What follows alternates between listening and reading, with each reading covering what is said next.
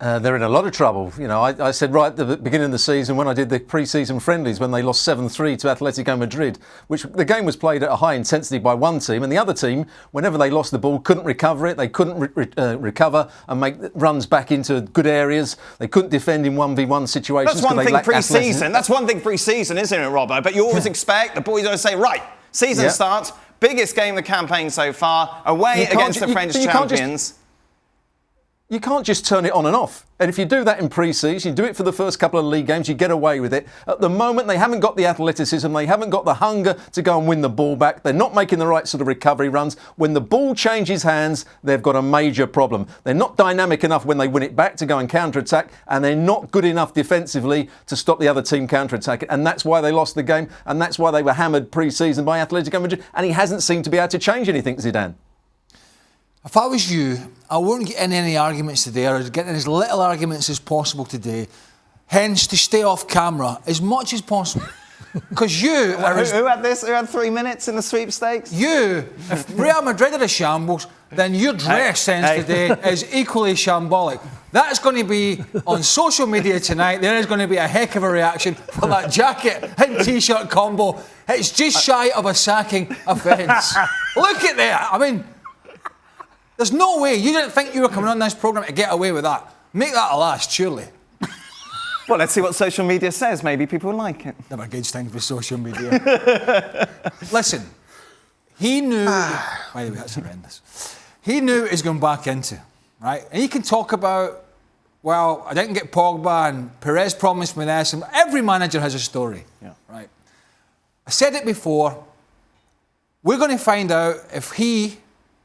latched on, which I think he did, to an excellent group of players who had to be managed and kept happy, and he did it brilliantly. But there's more to management than that. And this is needing a backside kicking, it's needing shape change, it's needing a thought process, it's needing cajoling people and kicking up, it's needing everything.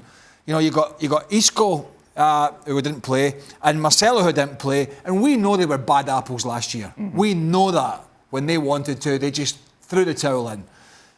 Then you've got people who are kind of coming towards the end of their career and picking up injuries, like Ramos. You've got Courtois, who I think thinks he's better than he is. That's just my opinion. Maybe Shaq thinks he's better, but I think Navas is a better goalkeeper who was at the other end.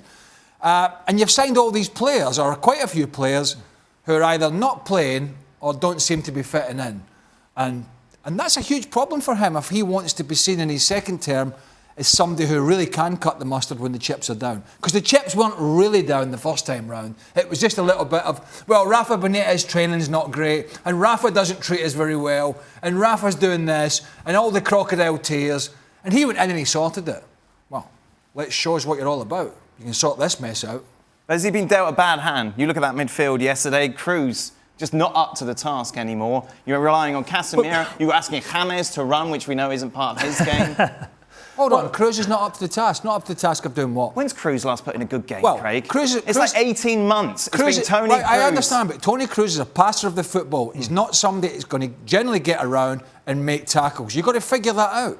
You've got to figure out a way to get arguably the best passer of the ball in your team in positions where you're going to get the best out of him. If that's chasing around midfield trying to win the ball back, then Tony Cruz isn't going to do that. But you knew this in the summer. You knew that you had an ageing midfield. You know you've got Luka Modric, who's 34. Yeah. You've got Casemiro, and that's pretty much it. Yeah. Look what Idrissa Gueye did yesterday. Yes. Real Madrid haven't got anybody like that. What Zidane's got to do, his job is to put it all together. And to Robbo and Craig's point... But with what resources? What do you mean what resources? What player can do what Idrissa Gueye... Well, that's what he's got to do, But that's not Zidane's fault, is it? Hold on, he wanted Paul Pogba. Yes. Is Paul Pogba going to run about and win the ball back? Of course he is, much more than we saw yesterday. Don't talk nonsense. Of course. Paul Pogba, for all his talent, is not going to chase about winning the ball back. He might do it now and again. He's not an N'Golo Kante. He's not an Idrissa Gueye. He's not a Marco Verratti. That's not the type of... He might do it now and again, but that's not his skill set. So if you're saying to me, oh, we've got nobody in the midfield to win the ball back at Real Madrid, and you're saying, I wanted Paul Pogba to win the ball back, what's people been saying about Pogba at Man United for 18 months? But look, let's strip it all the way down. Di Maria, what he said in his quote was they basically outworked Real Madrid. Now, when you're going into a Champions League game, this is not a walkover game for any of these sides.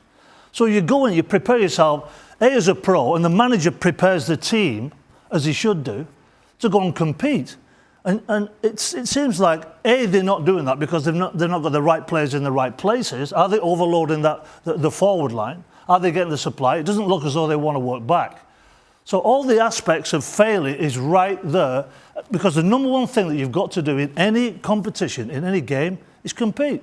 And if you're not going to compete, you're going to get run over. And that's exactly what happened. Thanks so much for watching ESPN on YouTube. And for more sports highlights and analysis, be sure to download the ESPN app. And for premium content and live streaming, subscribe to ESPN Plus.